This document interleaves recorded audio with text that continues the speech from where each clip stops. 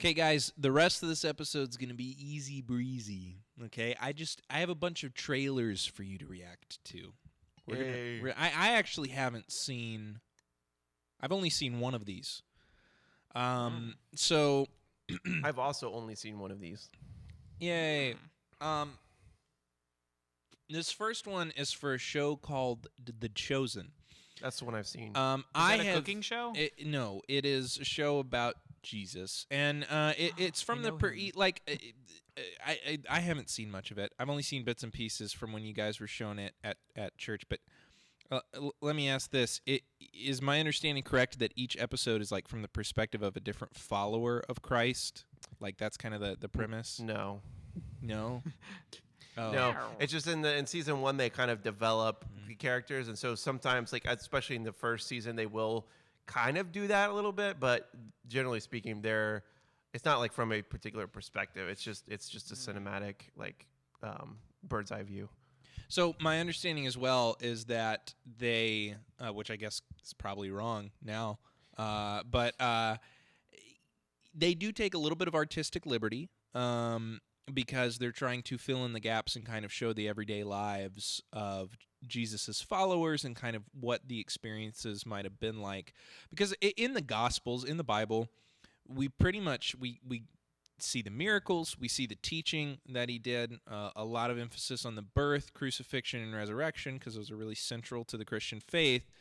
And we know that he was a human with, friendships and family relationships and all these things, but we don't see kind of the details of that. So there's a lot that they're filling in. But, it seems like they do it from a, like there's some scholarship behind it. There's some thought put into it. It's intentional. But some people have gotten a little upset. There are people who don't like the show. In the beginning, it seemed like it was just universally loved, no matter what tradition or background you were from. Now there's people that are kind of coming after it. Apparently there was some controversy because there was some maybe Mormons that were involved in like holding a boom mic or something. I don't remember, but they were like involved in a very minor behind the scenes aspect of it. There were some Mormons that were like, in the cast and crew or something. Like there's a lot of little things that have come up recently where some Christians are like, this show is pagan, stay away from it. Johnny, I know you... I also saw a tweet the other day that said people will defend The Chosen more than they'll defend the Trinity. That's just somebody really mad about, everybody's defending The Chosen, but they won't defend good doctrine or Cringe. Anyway, Johnny, I want to know, what's your defense for The Chosen? Go ahead. You like pagan stuff, so... So let me speak to that.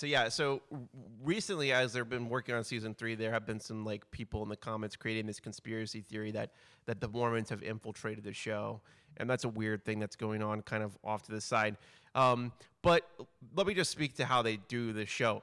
So they have a Catholic priest, a evangelical pastor, and a Messianic Jewish rabbi that are also PhDs and scholars. And they also have like a round table, and they ask themselves a few questions. One, is this plausible? So if we're going to write like character like development into the show that's, extra biblical, is it plausible? Is it probable? And does it help to communicate or feed back into the main message of the Gospels?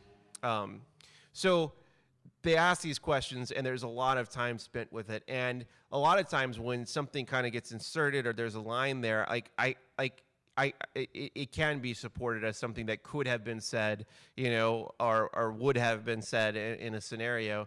And it makes for really great character development. And particularly what I like about it is Jesus, he's alive. He's sitting at the right hand of the Father now, and he's going to return one day. But during his first coming on this planet, he was also like a first century Jew, like he just like a dude, and so to show him laughing and making jokes with the disciple, I mean, again, some people are like, but like it just doesn't make sense. Like if we really believe that Jesus is fully God and fully man, right, which is a core doctrine of ours, then he would have like engaged in Jewish culture and enjoyed friends and like been a dude, Right. So they don't sacrifice one for the other.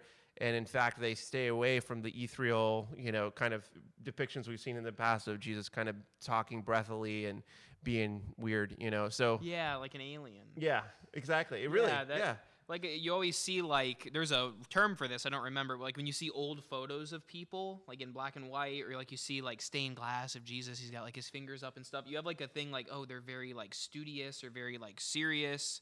But when you think about it, like they were all people too. Right. Like they chilled with their friends and like talked and made jokes, and it's like Right. that's how people always have been. Like people haven't changed that much. So I liked that, to hear that. I have not seen The Chosen, but I'd like to watch it. Ryan, have you seen all of season 1 and 2? I've seen all of season 1. I've seen some of season 2, and I have enjoyed it. The stuff that I've seen, I've enjoyed. I had my doubts at first because I'm an angry, critical, cynical man, but Johnny warmed me up to it, and I quite enjoyed what I watched. I am very jaded by the Christian movie industry, and I like the show. I think, and a lot of non-Christians, I mean, they get letters all the time, and it's really cool to see the creator, like, when he does, like, a thing with the fans, like a live with the fans, he'll talk about it, and, like, they're atheists, they're like, I'm not sure about this, but I want to know now. Like, I want to know who Jesus is. That's You know what I great. mean? Like, Yeah. and, so it's a great tool. It's a great discipleship tool. It's really great for people who have recently come to faith to just get acquainted with Jesus. And a lot of times it inspires them to read the Gospels. I've experienced this firsthand with people I minister to. So That's good. It's a great tool. And it's probably just a good show. And it's Like, that's it. I mean, that's why it's reaching other people too, is Right. because they're also just trying to Right. make a good quality. like with the cesspool series. of like Christian content Right. out there, like so much of it is like only like very specific Christians will watch that Right. programming. You're not going to catch anybody outside of that. Right. This definitely is for everyone. Well, you're a pagan. It's time to react to the trailer for season 3. Let's check this out. Let's see what they got for us. You look troubled. I am. You're losing something. I know what that's like. What are you losing? Time. I say to you, love your enemies and pray for those who persecute you. Someone touched me. If you are really the one who is to come, should we look for someone else? Go and tell John what you hear and see. Who is it? Why did we stop? It's him. I'm Judas of Keriot. I have chosen you 12 as my apostles. Don't feel any different? I don't need you to feel anything to do great things. What is stirring in your hearts? In the middle of such division and unrest, is Father God being revealed to you?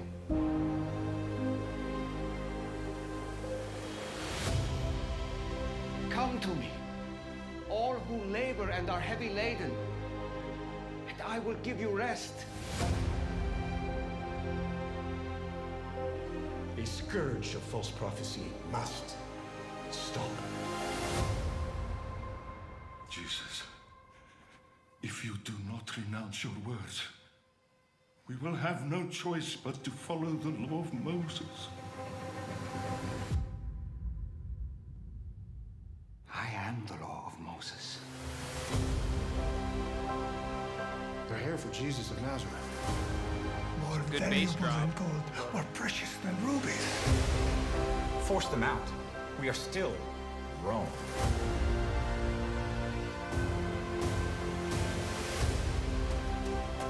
Everyone then who hears these words of mine and does them will be like a wise man who built his house on the rock.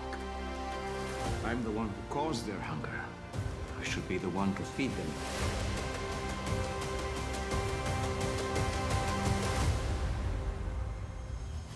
He who has ears to hear, let him hear. Hey there, I'm Dallas, creator of The Chosen, and I just wanted to tell you real quick, we don't episodes wanna hear 1 and from 2 you. of season I 3. don't care, man. Whatever. I so care. hey, I wanted to hear what he had to say. I like how he got. I mean, it was kind of like I'm Batman, but better. Yeah, that was my favorite part of the whole trailer. Yeah, it was. It was like the Jesus version of I'm Batman. I am the law of Moses. That was pretty epic, though. I thought it was pretty epic. I mean, it just looks like a good, like, well-produced show, and it looks like it's written well and, like, acted well. Like, that's all we want. Like, don't give me, like, a Hallmark poop. Yeah, I agree with you. Yeah. Yeah, no, that looked really good. I need to finish season 2. Yeah. I need to watch this show. Yeah. Yeah, it looks pretty well made. I guess we already kind of had some discussion surrounding it. Is this the last season? Oh, no, it's an 8-season show. 8 seasons? Yeah. It looks like it's getting pretty close to his crucifixion. No, because we see what's happening there is like he's already been arrested once. Like, so they're going off this thing of like the Romans and the religious leaders. If you read the Gospels, they're trying to catch him all the time. And like the Romans are upset because he's causing unrest, and the religious leaders are like, can we catch him in a lie? And so you start to see sort of this build up in the show of people that are against Jesus. So there's a lot that hasn't happened yet. So you're saying Jesus was a rebel. And so, yeah, and like, I mean, just think about this. I mean, like Judas isn't introduced until the end of season 2. So they just got all the 12 together.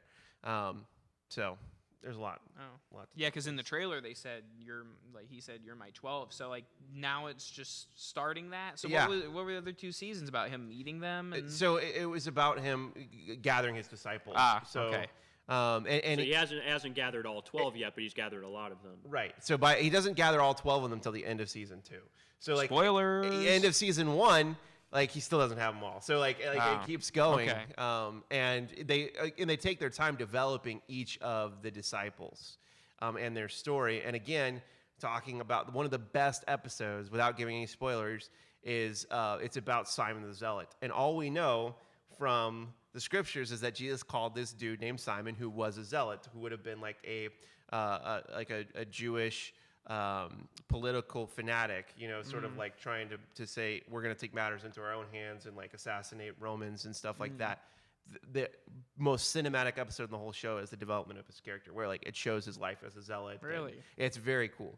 So that sounds pretty cool. Yeah. And what's nice too is like, because we've all probably seen a bunch of like Bible movies that are like 2 hours long. You have this birth all the way to the resurrection, that kind of thing. But like with this, you get to explore each of the characters, really get to know them. So when that stuff happens, it feels more like it pays off. Like whoa, that really hit me. There's a part in season 2 where Jesus walks by a crucifixion that's happening, and you could see him react viscerally to it. And if you notice, I don't know what they're going to do with that, but you see him and his mom standing outside of a tomb. You maybe have a friend or something like that, and he knows what's coming, right? And so this is like really cool character development stuff they do in the show. Wow. Yeah. You're such a pagan. I don't even know what to do with you anymore. I just love Jesus, so. Hey, it's not good to joke about that, Connor. Yeah. Remember the comments that we received? I'm pagan. Oh, that's true. That's true. We did get some comments that we shouldn't call people pagans and talk about. No, like I think we made a joke about how we're not saved because we don't like believe a certain way, and people are like, you shouldn't make jokes about people's salvation. I'm like, we're making fun of ourselves. Yeah, but they may be like, you never know. Maybe you guys aren't saved. Yeah, I mean, they probably think we're not. So they're like, that's not a joke. You're going to hell. Exactly. That's what I think it was. Yeah. So, all right. Moving on to the next thing.